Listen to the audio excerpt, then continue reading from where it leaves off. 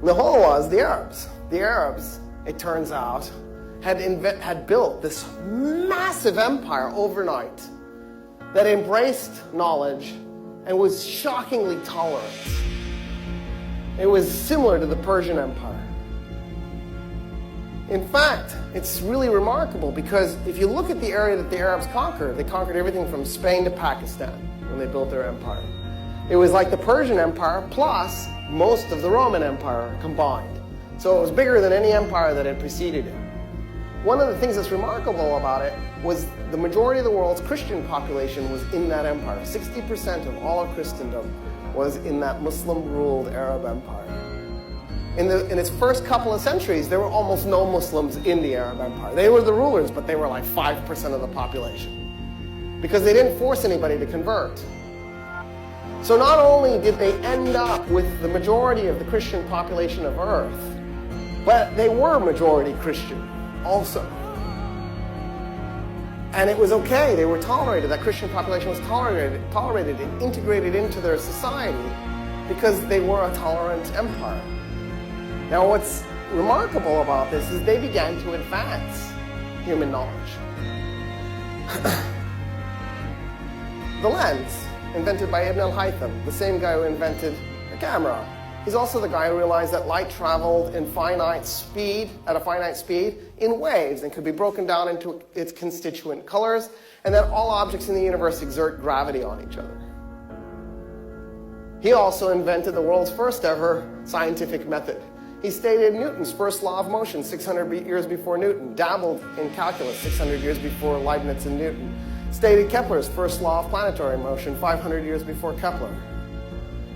There was Ibn Sina, the guy who invented modern medicine. He's also the guy who came up with the idea of singularities. He effectively postulated Big Bang.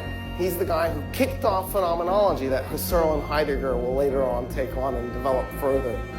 Right? There was this huge blossoming of scientific and philosophical knowledge in that time period. Ibn Khaldun, the father of political science, the father of history, the father of sociology. The Arabs invented literary studies where you would look at literary sources for the purposes of trying to figure out what the truth was, for the purpose of trying to understand, in other words, the English departments all owe their existence to these guys. How can that much be carved out of your historical knowledge when all of it is Western? That's the key to this. The knowledge that the Arabs were building off of was Western, the knowledge that they made was Western. And the answer is that what we did was we intentionally created this East-West paradigm to divorce the Arabs and the Persians from the rest of the West. That this was an intentional thing. You can't jettison these guys. They're too much of our foundational understanding of the universe. Right? What would we be without algebra and algorithms to mine your internet activity? Here's what happened in a nutshell. Europe had gone through a phase of massive intolerance under the leadership of the Romans, especially epitomized by Emperor Theodosius I. Theodosius I declared that the Roman Empire was a Christian-only empire. In other words, he was a fundamentalist Christian who decided to jettison any concept of tolerance that existed. In the process, he set into motion this idea that it was Christianity versus the rest of the world. Now, the Romans had already had enormous trouble with the Jewish population, right? And they ultimately burnt or destroyed the Second Temple of Solomon in the process. But for that matter, the Romans had had trouble with the Christian population. We all know about Romans feeding Christians to the lions. But Rome is now converted to Christianity.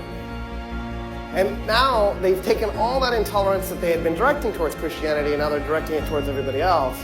Islam is born shortly afterwards, born in the early 600s. So there's about 2 centuries later, Islam comes into being. And so all of that religious intolerance that had been brewing in the Roman Empire gets focused on Muslims at a time when the Muslims are conquering whole swaths of the Roman Empire. And so the Roman Empire sees itself as the victim of these people.